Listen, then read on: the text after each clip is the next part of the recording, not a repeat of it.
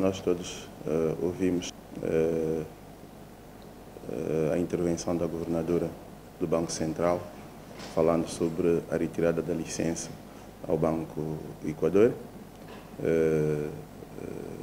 É uma situação que já lá está de um tempo a esta parte.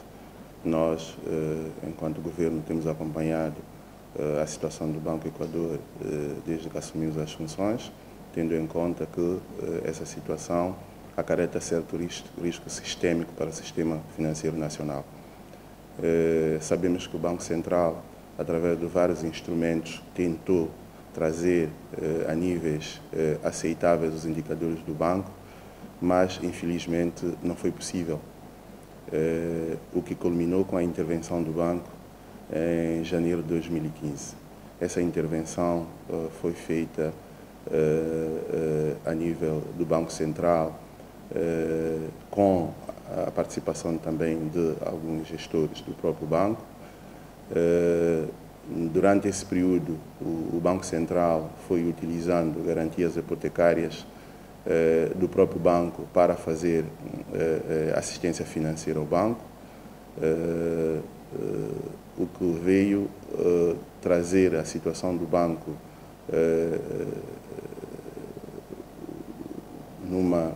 numa situação pouco clara e pouco sustentável até dezembro de 2015.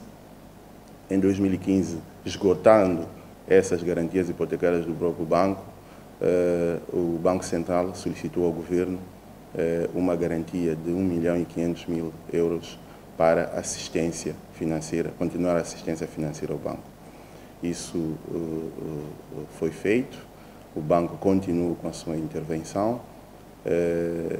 Soubemos que, ou seja, o governo diligenciou junto com o Banco Central a aprovação da Lei 5/2015, essa lei que permitia ao Banco Central ter instrumentos para a resolução dos bancos.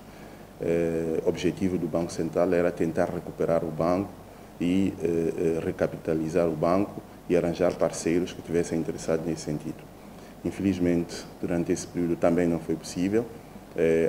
Apareceram alguns interessados, como disse a governadora, mas eles não preenchiam os requisitos necessários para, portanto, que nós pudéssemos atribuir essa licença a eles. Alguns que preenchiam, infelizmente, conhecendo a situação do banco, que é um bocado crítica, acabaram por desistir.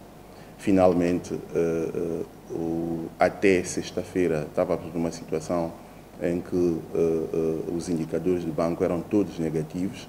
O Banco Central já não dispunha de recursos e o próprio banco, como eu disse inicialmente, não possuía garantia hipotecária que permitisse ao banco continuar a fazer essa assistência financeira.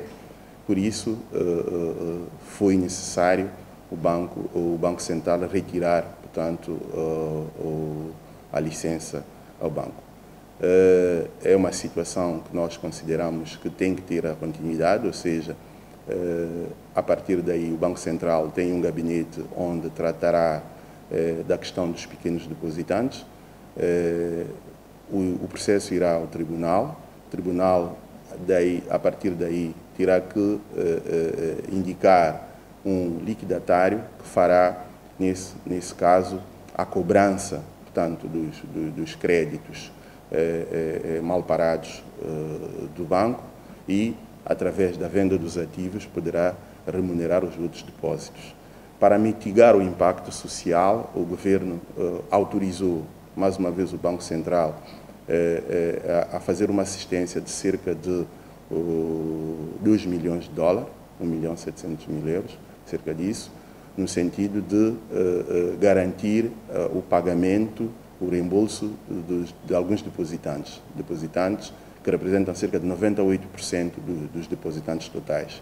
Portanto, vai-se pagar, reembolsar até 100 milhões de dobras a todos os depositantes, o que permitirá mitigar o impacto social, portanto, dessa tomada de decisão.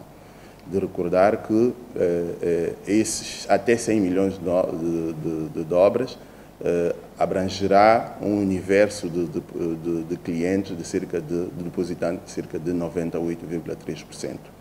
Daí que exortamos que os tribunais façam o seu papel de forma a conseguirmos recuperar parte, portanto, os ativos do banco para fazer pagamento daqueles depositantes que não foram beneficiados e também conseguir fazer com que os créditos mal parados do banco sejam recuperados para pagar, portanto, as obrigações do banco. Sr. Ministro, disse aqui que o governo, portanto, vai ter que introduzir algum capital no banco para resolver a situação dos depositantes. E como é que o Estado depois vai reaver o seu dinheiro? Portanto, nós demos uma garantia ao Banco Central para colocar esse montante e, no momento da liquidação, portanto, através dos tribunais, o banco o Estado terá que reaver o montante adiantado para esse processo. Os créditos mal parados estão, portanto, é a principal causa da liquidez crónica do Banco de Portugal. Sim, no cômputo geral é sim. Se nós virmos o nível de ativos atual do banco e o passivo, nós percebemos facilmente qual é a situação, o que levou o banco a entrar nessa situação. E há algum mecanismo para a cobrança desses créditos? É claro, os tribunais têm mecanismos próprios para a recuperação desses créditos. E há uma lista dos principais devedores do banco? Sim, essa lista Quem são esses devedores? Portanto, não vou aqui dizer os nomes todos dos devedores, mas há essa lista, inclusive, em algum tempo esta parte, essa lista tem passado pela televisão, não é? Com os nomes das pessoas. Por isso, as pessoas que têm situação irregular no banco conhecem muito bem a situação e nós exortamos as pessoas para cumprirem com as suas obrigações. Sr. Ministro, o Banco do Equador deve ser o banco que mais dinheiro da Segurança Social tem na sua posse. Como é que fica esses depósitos de vários contribuintes do Sistema Nacional de Segurança Social? A Segurança Social e mais outras instituições do Estado também são depositantes com montantes bastante avultados do Banco do Equador, que entrarão nesse grupo de depositantes que não se pode ressarcir aqui os seus depósitos neste momento, só depois do tribunal tomar em mãos o dossiê e recuperar os créditos mal parados e também a realização dos ativos do banco. Sr. Ministro, diante desta situação, como é que fica a atividade bancária internacional? Neste caso, antes de Islândia ou dos tipos de Islândia, a situação que o banco também tudo indica, seguramente para mim, como que fica? Eu acho que isso é um sinal em que as autoridades têm que tomar muita atenção, principalmente no que diz respeito à supervisão.